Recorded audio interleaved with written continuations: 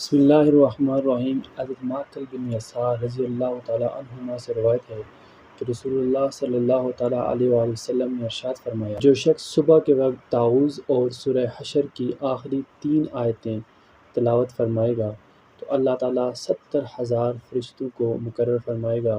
کہ جو اس کے لیے شام تک دعائے رحمت کرتے رہیں گے۔ اگر اسی دن وہ مر جائے تو شہادت کا درجہ پائے گا، اور اگر جو شخص شام کو اس کی تلاوت کرے گا تو اس کا بھی یہی مقام ہے۔ حضرت ابو ہریرہ رضی اللہ تعالیٰ عنہ سے روایت ہے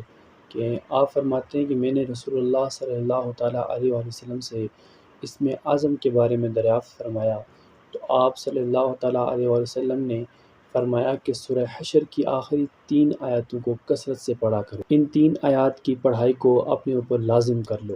میں نے جب دوبارہ اسم اعظم کے بارے میں سوال کیا تو آپ نے پھر یہی جواب دیا۔ تیسری بار اسم اعظم کے بارے میں سوال کیا، صلی اللہ تعالیٰ علیہ وآلہ وسلم نے تیسری بار بھی یہی جواب دیا کہ اس کی پڑھائی کو اپنے اوپر لازم کر لو اور ان 3 آیات کو کثرت سے پڑھا کرو۔ اس سورت کی تلاوت روزانہ 41 مرتبہ 41 دن تک پڑھنا